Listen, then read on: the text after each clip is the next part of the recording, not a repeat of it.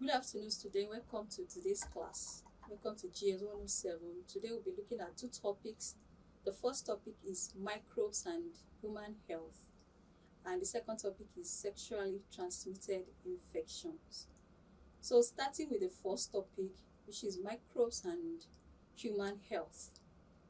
Microbes, as the name implies, they are minute because of their size. They are very, very, very small, very minute, and you cannot see them with the naked eye. And because these microorganisms, even though we cannot see them, they are everywhere in our environment, and they have adverse effects. Some of them have adverse effects on our health, so it's important that we talk about them, we know about them. Okay. So these microorganisms, as I mentioned earlier, they are small living organisms that are not visible to the naked eye. So those ones that cause disease, that can adversely affect our health, they are called pathogens or germs. So if they find their way into our body, they will make us to fall sick. They will affect our health negatively. But not all microorganisms are pathogenic. Some are non-pathogenic and they do not cause disease. That means they are beneficial one way or the other. So the ways they are beneficial, some support the production of bread, cheese, some are used in fermentation process, some contribute to the health of soil by fixing nitrogen to the soil, and some aid in purifying water. So all these ones, they are non-pathogenic, they do not cause disease and are beneficial in these ways. So now there is a way this pathogen tends to get entrance into our body. I will use the model of a lock and key. If you are trying to gain entrance into a particular door and you are not using the right key, the door will not open. So that's the way it happens with pathogen and the host. Now on the pathogen, you have what you call ligands or attachment proteins, and on the host, which is the host that will be affected, you have what you call receptors. So those pathogens, once they enter the host, then the attachment protein on the pathogen binds to the receptors on the host cell. Then that is when they'll be able to penetrate the host, then replicate or multiply within the host cell, then cause an infection. So this attachment between the pathogen and the host takes place by means of surface molecules.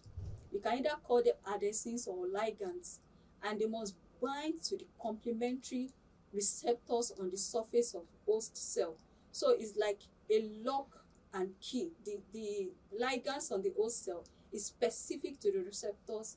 The ligands on the microbes is specific to the receptors on the host cell.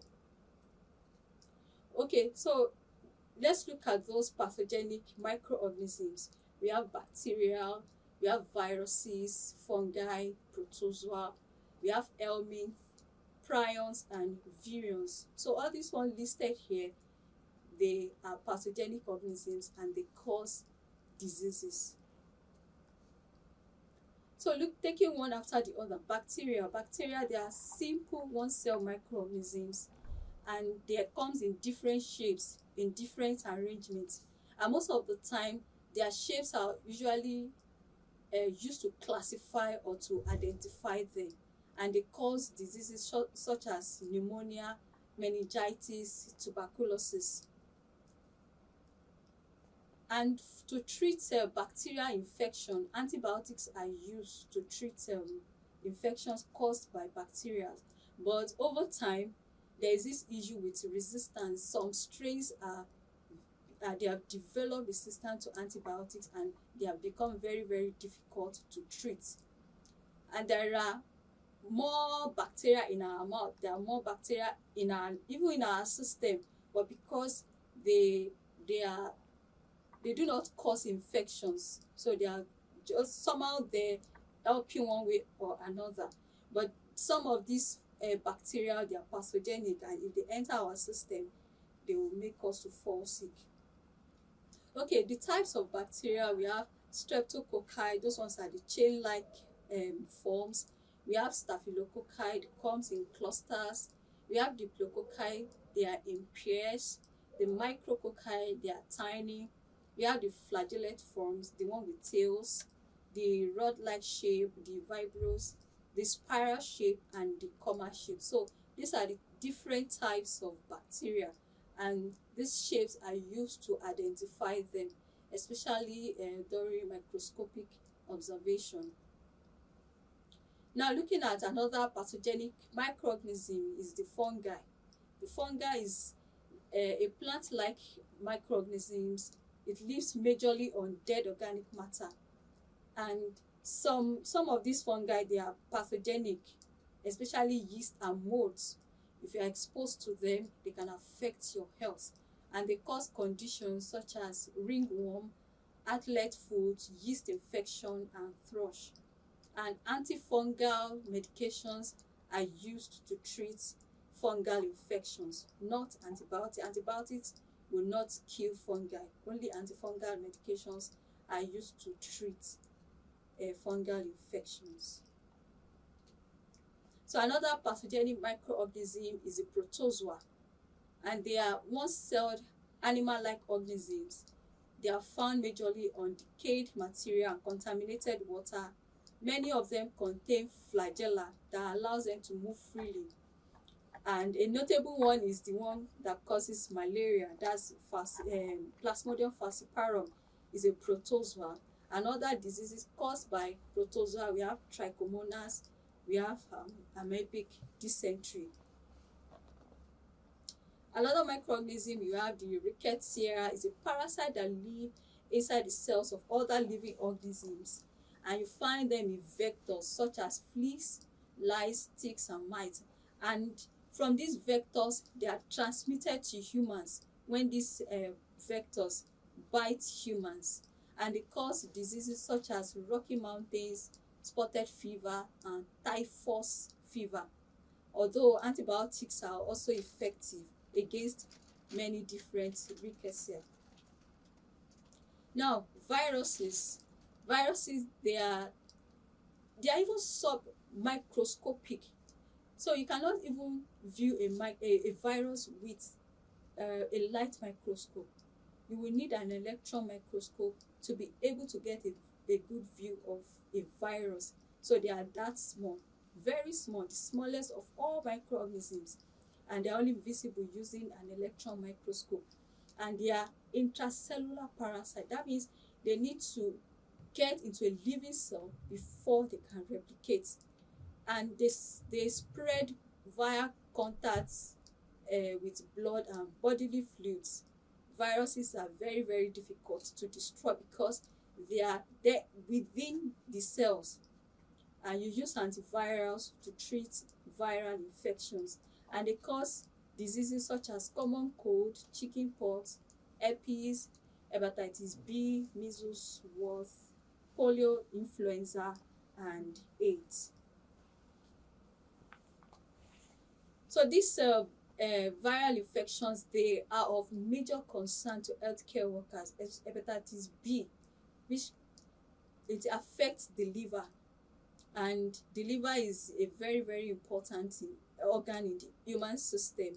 So this virus, they tends to scar the liver cells, and if care is not taken, it can lead to cancer of the liver. That's hepatocellular carcinoma. Although vaccine is available. Also, hepatitis C will also cause serious liver damage. It also affects liver cells, and no vaccine for hepatitis C yet. And another one is HIV. HIV has been of major concern now, and it's because it suppresses the immune system. It attacks the major cells that helps to fight off infections. And at the moment, there are no cure, no vaccine, but there are what you call antiretroviral medications or regimens that are used to treat HIV infections. And there are trials going on. There are clinical trials going on. There are advances in order to discover a cure or a vaccine to HIV. Okay, so this there are some characteristics that these pathogens they possess in order to be able to cause disease.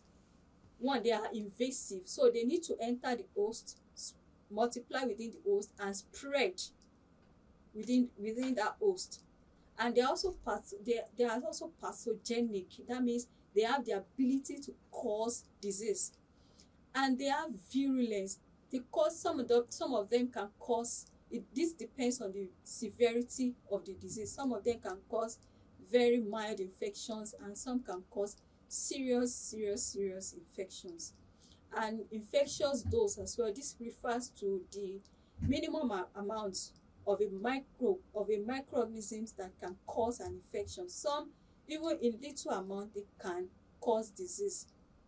We also have viability in the free state. Some of the microorganisms, even outside of the host, they can still remain viable for a long time. So if you get in contact with them, they can get into your system and cause infection. We also have host specificity. Some of them, they can only infect some type of host. And antigenic variation. These antigenic variations is a common mechanism used by these microbes in order to evade host immune system. Because when these microorganisms enter your body, the body will see them as foreign, and the body will try to mobilize agents that will come and fight them.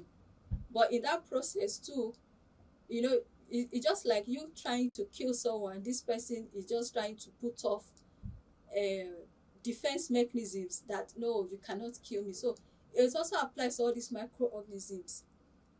Some of them are very difficult to eradicate because they have what's called antigenic variations. So they try to change the proteins on their surface, the kind of antigen on their surfaces, and by that doing that, the body system, especially our immune system, will not be able to recognize or will not be able to see them, whereas they are in there causing infection. And some, they have the ability to develop resistance to antimicrobial agent, not only to antimicrobial agent, even to antifungal, to antivirals. These microorganisms, they have developed mechanisms to develop resistance to whatever treatment be applied to them. Now we have what we call chain of infection. This chain of infection is a model that is being used to describe the process of infection, how infections are transmitted from one host to the other. So it's being used to describe, okay, from the process of one host being infected, what happens then to another host being infected. So the whole of that process is what you call chain of infection, and it actually involves 6 elements. There are 6 elements that must be present before infection can be successfully established. If one of these elements is not there, then the infection will not thrive. But all of these elements must be in place for the infection to happen. So we have the causative agent, we have reservoir, we have portal of exit, we have mode of transmission, portal of entry, and susceptible host. So all of this must be in place for the infection to occur. As I said earlier, the chain of infection contains 6 elements. If broken, infection will not occur. The 6 elements must be in place. Okay, starting with the infectious agent or the causative agent. They are the pathogen, can be bacteria or virus, and they are the microorganisms that will cause the disease. And you have the following examples. Bacterial example is Mycobacterium tuberculosis that causes tuberculosis. You have viruses, you have fungi, parasites, and the other examples. So the first agent or the first element is the infectious agent. The infectious agent must be there because it is that infectious agent that will cause the disease. And to mitigate this, there are control measures. We have disinfection, sterilization, or treatment. The antimicrobial treatment, antifungal treatment, antiviral treatment depending on the pathogen in question. Now, the second element is the reservoir. This reservoir is the place where the pathogen lives and multiplies. The reservoir can be humans, it can be animals, it can be the environment, or it can be formite, surfaces that can be contaminated or that can be infected with pathogens, and some individuals will pick them up from those surfaces. So anybody or anything can be a reservoir that will allow these pathogens to multiply. The major thing is, inside the reservoir, the pathogen is able to multiply, is able to spread even within that reservoir. Control measures for reservoir, for anyone showing symptoms of and another funny thing is, especially for human reservoir, some can be symptomatic, they will show symptoms of the infection, and some can be asymptomatic, they will not show symptoms, meanwhile they are carrying that pathogen. So for those showing symptoms, you have to quarantine them, separate them from others. For animals, you also quarantine the animals. Also, environmental sanitation is important, and to treat the carriers of this infection. So humans, animals, environment, formite surfaces can be reservoirs for these pathogens. Now, SARS-CoV-2, the causative agent of COVID-19, it can stay for several hours to days on surfaces such as paper, glass, and some other individuals will not even be aware that there are pathogens on those surfaces, and touching them, they can in the process put the hands in their mouths or in their, and one way or another the pathogen will find its way to their system and cause infection.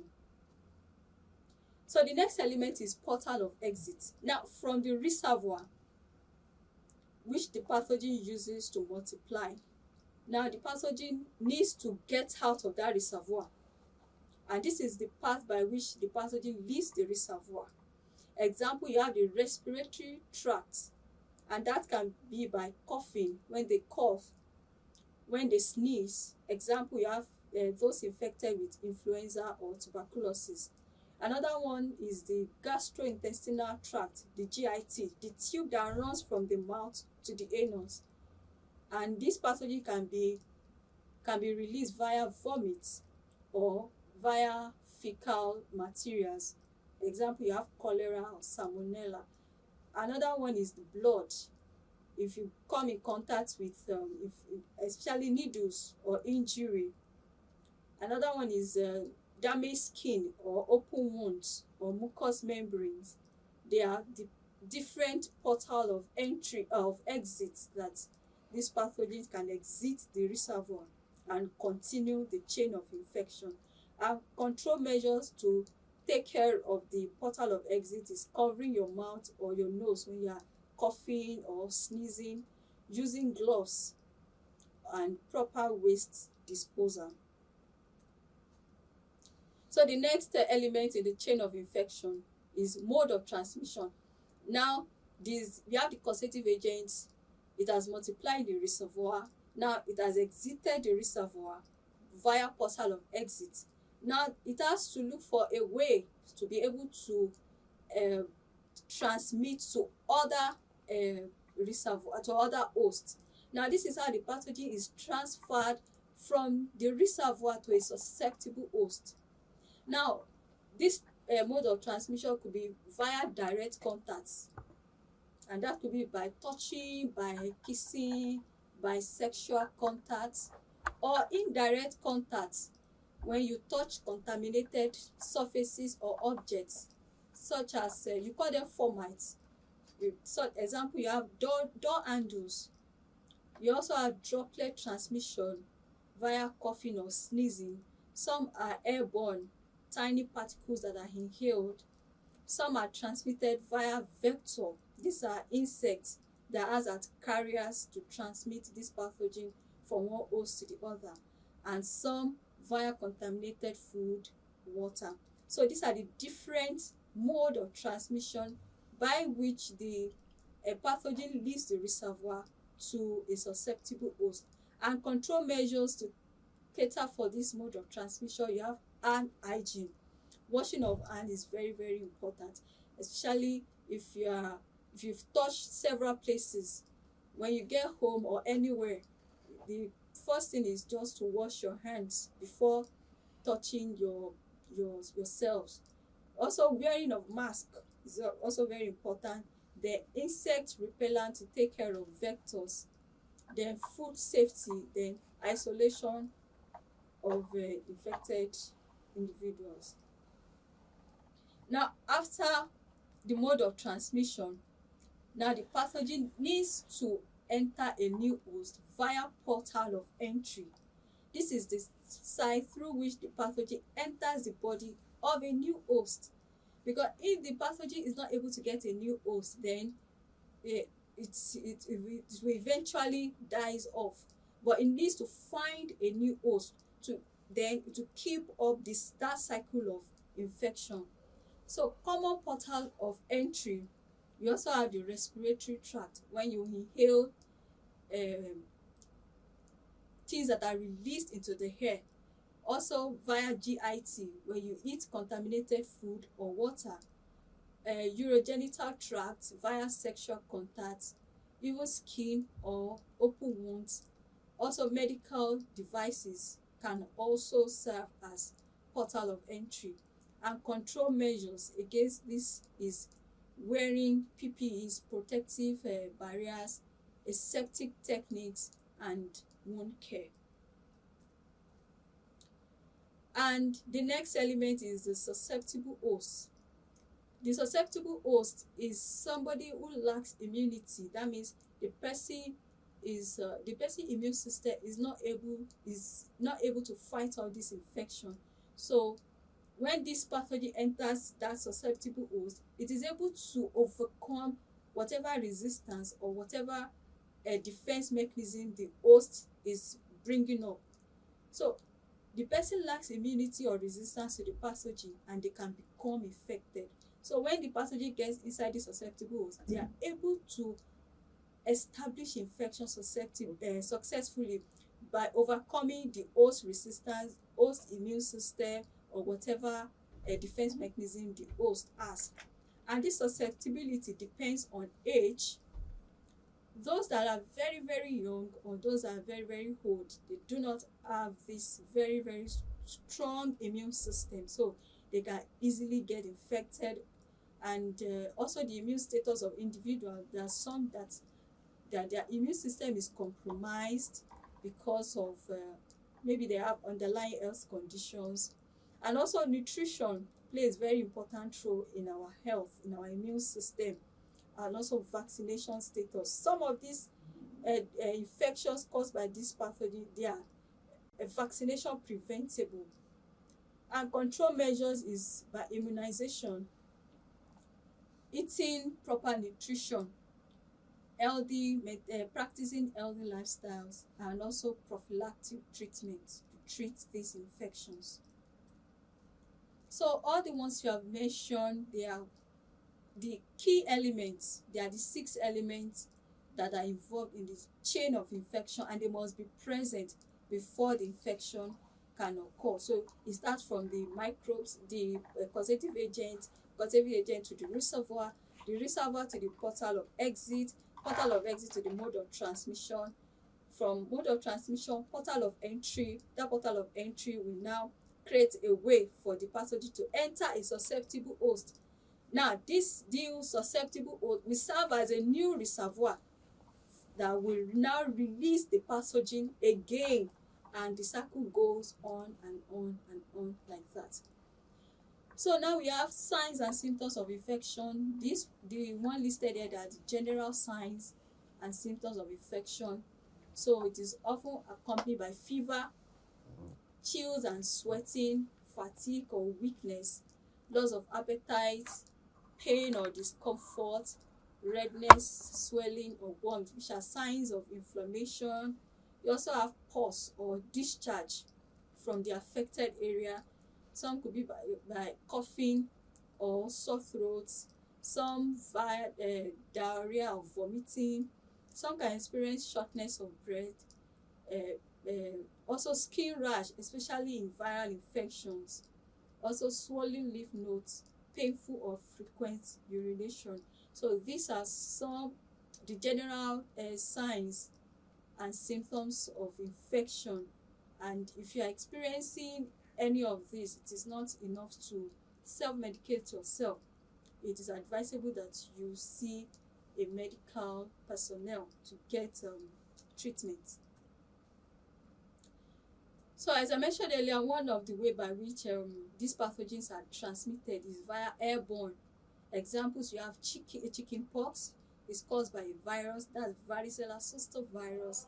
You have measles, you have tuberculosis. And prevention strategies, you have to separate that infected individuals, put them in a separate room, and patients should also wear mask when leaving room or when going outside, so that you will limit transmitting that infection to the other people. And staffs that are attending to this patient, they should be vaccinated against measles and these pathogens that are vaccine preventable. And staff should also wear masks if tuberculosis is a possibility.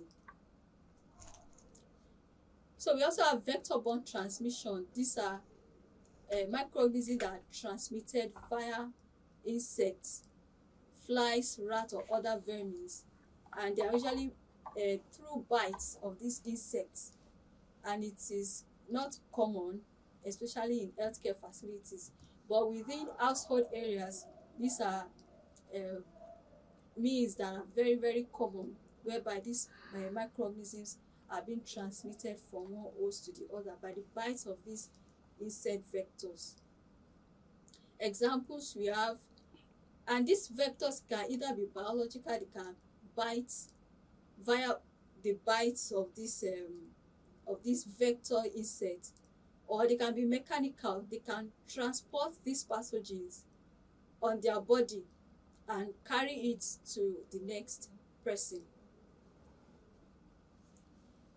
We have what we call nosocomial infections. These are infections that are hospital acquired. That means the infections that you can get when you visit a healthcare facility. You get them in hospitals, and this is because majorly you have sick people visiting the hospitals, and apart from that, you have their loved ones trying to visit them and take things to them. And because of this high density of people coming around and susceptible people, you have this infection spreading fast from one person to another. So, and this infection can either be mild or it can be fatal, depending on one, you have length of time of exposure. Most of the time when people visit the hospital, they tend to stay longer, or some can sit down to see medical personnel. I also have manner of exposure.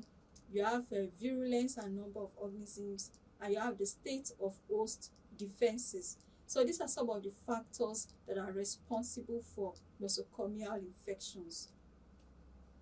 So for these nosocomial infections, there are also reservoirs for these infections, even though they are acquired in the hospitals. We have patients.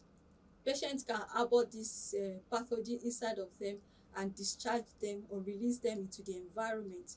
Even the hospital environment, I mentioned that the environment can also serve as a reservoir. So the hospital environment can also harbor these pathogens, and people can become infected when they get in contact with these pathogens. And many of them, they are often resistant to treatment because of the continual exposure to these treatments. Also, we have medical devices can also serve as a mode of transmission in nosocomial infections, especially devices that are often used in hospitals, you have the catheterization.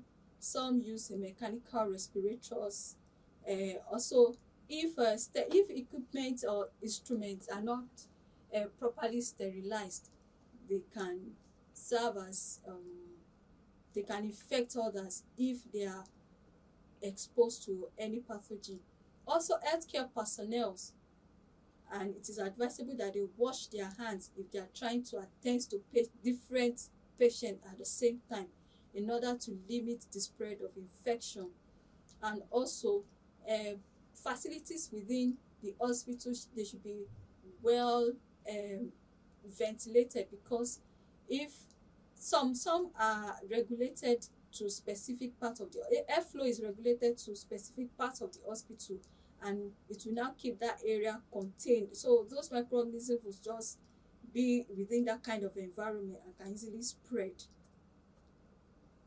Now, when these microorganisms, they invade the host has different defenses that will be mobilized in order to fight off these invaders.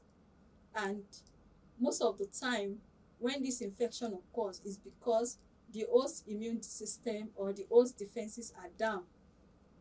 These pathogens, they are able to overcome and they can establish the infection. So if the defense mechanisms are intact and the immune system is very strong and functioning, then we can generally fight off these pathogens without any prophylactic treatment. Our body itself can fight them off. But if the immune system is not strong enough, then the pathogen will be able to cause infection. The mucous membrane, they are able to trap these pathogens, and via coughing or sneezing, they will be ejected out of our system. Also, you have cilia in some part of our system, and they propel this pathogen out, especially in the respiratory tract. Yeah, the cells there, they are lined with, they have cilia that aids in movement. So if anything is attached, this cilia will aid the propelling out the pathogen. Also, coughing and sneezing, you have hydrochloric acid, which is inside our stomach, that can kill these pathogens, although some are resistant. For example, you have poliovirus. Even though it's a virus that affects the GIT and is exposed to the hydrochloric acid in the stomach, it will still not be able to get killed. Also, tears in the eyes, they contain bactericidal chemicals. Also, fever is also a means by which the body is trying to fight off these infections. Also, inflammation, it involves swelling, warmth, and in that process, the body is trying to put the defense mechanisms together. The body is trying to bring up immune cells, especially white blood cells, to that site of infection to kill off this pathogen. And you also have immune responses by the production of antibodies. Antibodies, they are proteins that are produced by immune cells in our body to fight off infections. Now, there are different characteristics that influence susceptibility to and severity of a disease. So one is age. The age of individuals can affect their health. People that are very young, the infants and the elderly, and because of the nature of their health, they are prone to infections. Even the socioeconomic status of individuals and disease history. Some have a history of infections in their family or history of disease in their family. And even lifestyle of individuals can make somebody susceptible. Some are hereditary in nature. Because you are born to that family, you are prone to that infection, to that disease. Also, nutritional status of individuals. That is why it's advisable that you eat good food in order to boost your immune system. Immunization status. Some of these diseases are vaccine preventable, so it's good that you get immunized or vaccinated against them. And some can be also have diagnostic or therapeutic procedures via surgery can make individuals susceptible to a disease. Also medications, pregnancy, and trauma. So these are characteristics of a host that can influence this how a host is susceptible to a disease, and can also influence the severity of that disease. These are also parts of the host defense mechanisms. You have natural antibodies that are produced by the host system. You have barriers such as skin and mucous membrane, the cilia or the cough mechanisms in the respiratory tract, the intestinal tract, even the genitourinary tract via mechanical flushing, the tears in the eyes, nutritional status. These are non-specific host defense mechanisms that can help an individual to fight off these pathogens. So you have a term called herd immunity. Herd immunity occurs when a large percentage of people within the community or within a place, they are immune to some certain infections. So when those people are immune, then it will not allow infection to be able to spread easily. So it's a phenomenon that occurs when critical or larger concentration of immune hosts prevent the spread of an infectious agent. That means those individuals, they are either vaccinated or they have developed what you call natural immunity against this host. As I mentioned during our chain of infection, there has to be a pathogen, causative agent, there has to be a reservoir. Assuming this reservoir is has a kind of immunity against this pathogen, then the pathogen will not be able to get into that, or will not be able to multiply within our host. So that is what herd immunity serves. It helps to prevent the spread of infections. And so important steps to prevent and control infectious agents. One is reduction of contact rates. One of the means of transmission is via contact, which could be direct or indirect contact.